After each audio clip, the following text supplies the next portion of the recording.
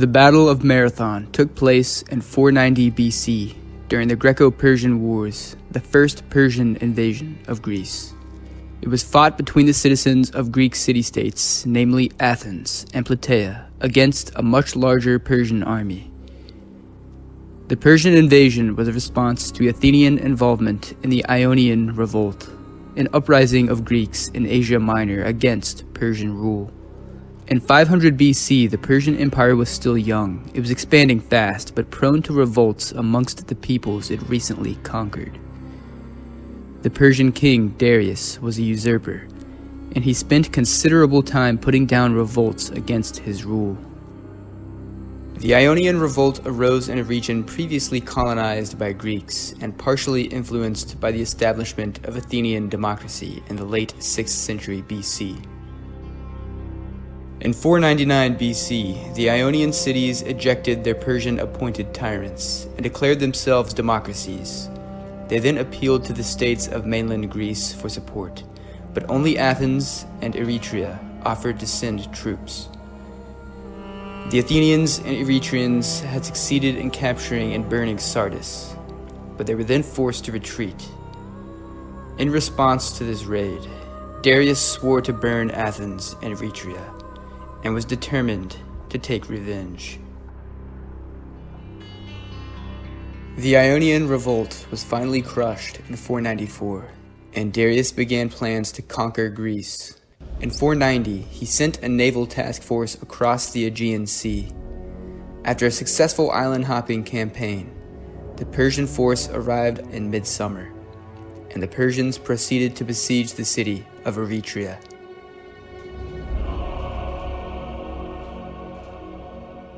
When the Persians launched their attack on the walls of the city, the fighting lasted for 6 days, but the Persians ultimately prevailed. Thirsty for revenge for Sardis, the Persians entered the city and plundered and burnt the temples, and enslaved the townspeople.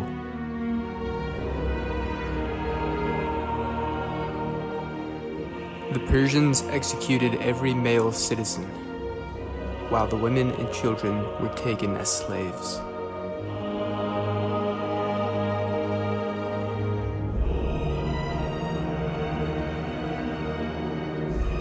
The Persians then waited a few days, and then sailed down the coast to the land of Attica, eager to exact their revenge on the Athenians, exactly as they had just done to the Eretrians. However, the Persians knew a direct amphibious assault on Athens would be difficult. Marathon was the place in Attica most suitable for the Persian cavalry, so they landed there. When the Athenian generals learned that the Persians were approaching, they were of divided opinion, and there was a great debate. Some advocated not fighting, as they were too few in number. Surely it would be suicide to attack the Persians outside the walls. Others wanted to flee, afraid that if they stayed and Athens was besieged, they would suffer the same fate as Eretria. The vote was tied, and all Athenian generals had cast their vote, except for one, the polemarch, Callimachus. One man by the name of Miltiades, an experienced Athenian general, veteran of the Ionian Revolt and former vassal of the Persians, argued that Athens must attack the Persians at once. For if they waited to fight them closer to the city, if Athens was besieged, it would lead to its destruction. According to Herodotus, Miltiades said to the polemarch, quote, "It is now in your hands to enslave Athens or make her free. The 10 generals are of divided opinion. If we do not attack now, I expect that great strife will fall upon and shake the spirit of the Athenians. But if we attack now, we can win the battle if the gods are fair. All this depends on you in this way. If you vote with me, your country will be free, and your city, the first in Hellas." Callimachus was convinced. The polemarch's vote was counted, and the decision was made. Athens would move to attack. Knowing the Persian fleet was about to make landfall, the Athenian army made haste and marched quickly to the plain of Marathon, to block the Persians from moving inland.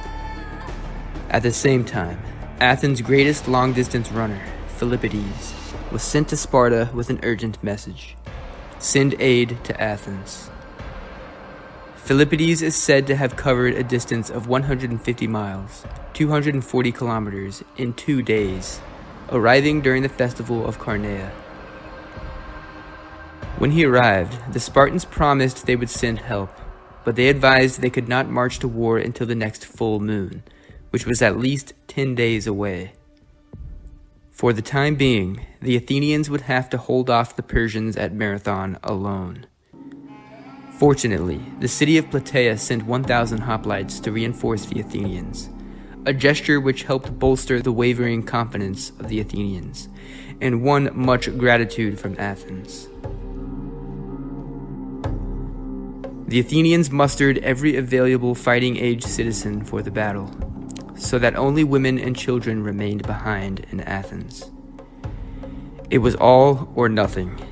With Athens left undefended, if the Athenian army was defeated, it would mean the complete destruction of Athens. The Athenians and their allies deployed for battle in a location between marshes and mountainous terrain that prevented the Persian cavalry from surrounding them, with the flanks of the Athenian camp protected by a grove of trees and stakes. They watched as the massive Persian army disembarked from their ships and arrayed themselves on the beach.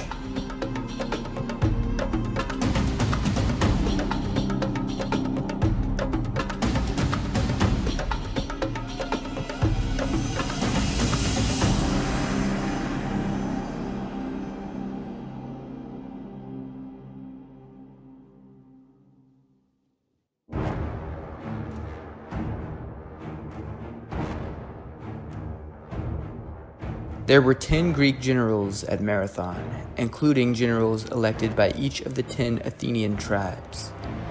Miltiades was one of these generals.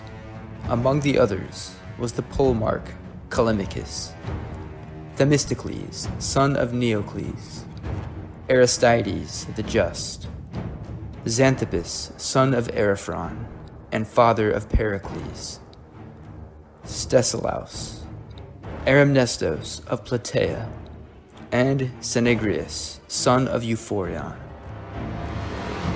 Leading the Persian army was the Median noble and admiral Datis, as well as Artaphernes, the nephew of Darius, and Hippias, the last tyrant of Athens, who had fled to Persia in 510 BC, after he was deposed following a Spartan invasion. For approximately 5 days, the two armies faced each other across the plain of Marathon in a stalemate, neither side willing to make the first move. Since every day brought the arrival of the Spartans closer, this delay worked in favor of the Athenians. But from an overall strategic perspective, the Athenians had some critical disadvantages.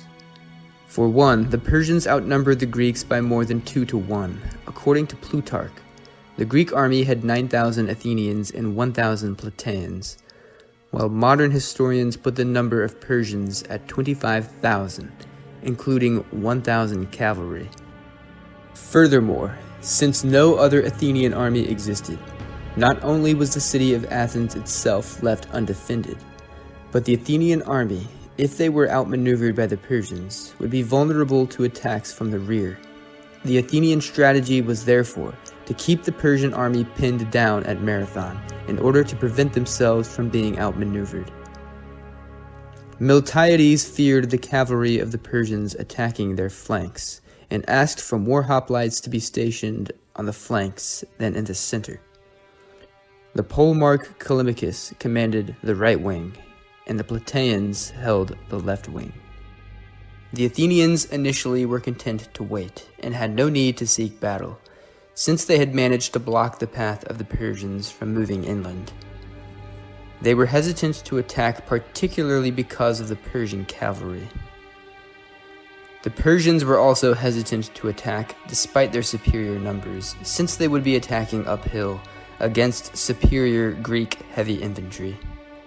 Having much to lose by attacking and much to gain by waiting, the Athenians therefore remained on the defensive.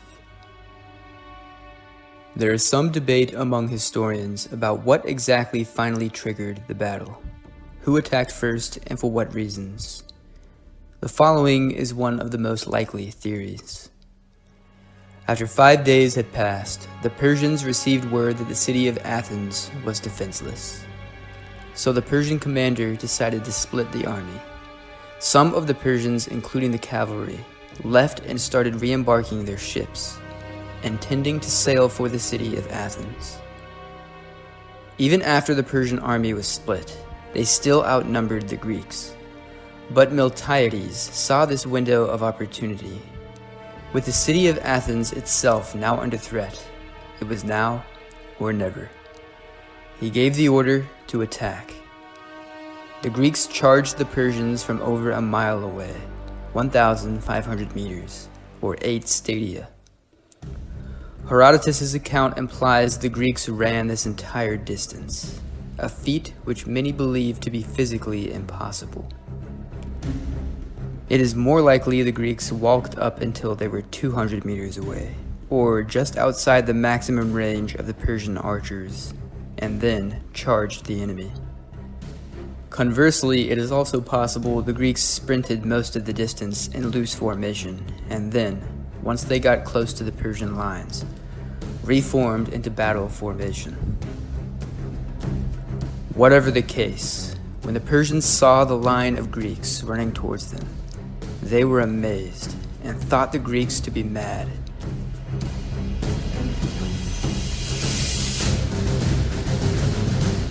Passing through a hail of arrows launched by the Persian archers, the Greek line finally made contact, smashing into the invaders, determined to drive them into the sea.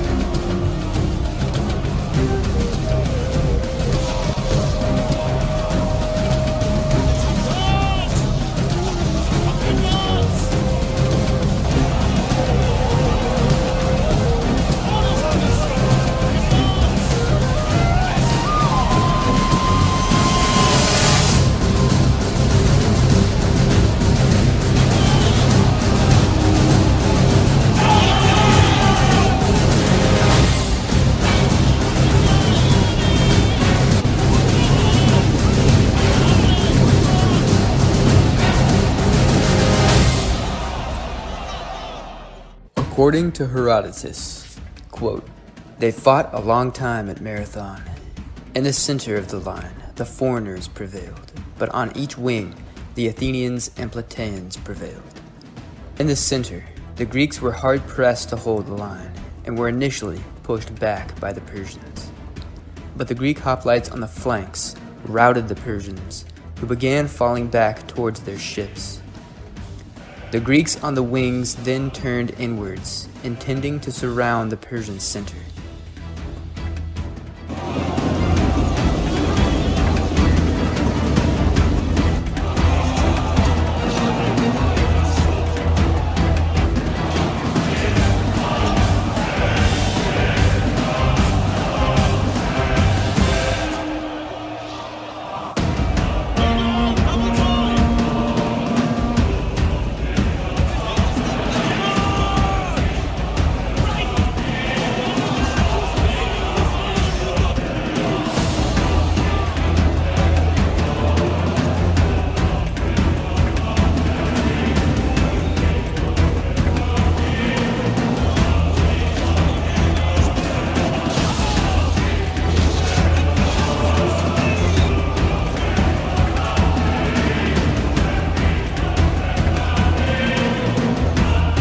battle finally ended when the Persian center finally broke in panic towards their ships, while some ran towards the swamps where they drowned. The Athenians pursued the fleeing Persians back to their ships and managed to capture 7 ships, with the rest of the remaining Persians managing to escape.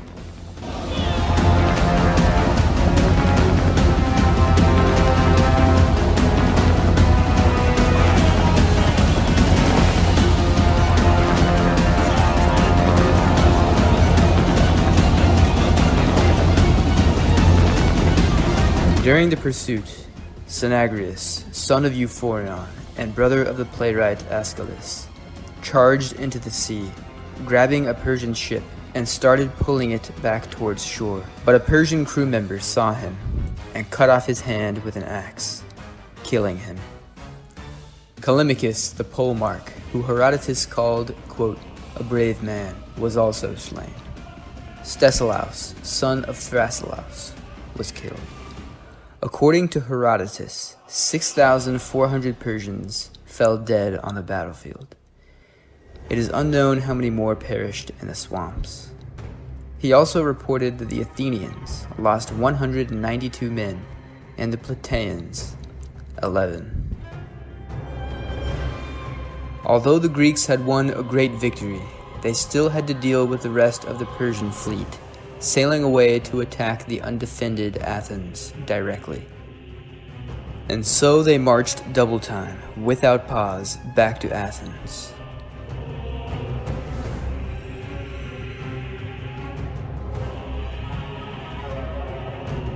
They arrived just in time to prevent the Persians from landing at Athens, as when the Persian fleet saw the very same Athenian hoplites with which they had just done battle with, guarding the walls, they turned back and returned to Asia.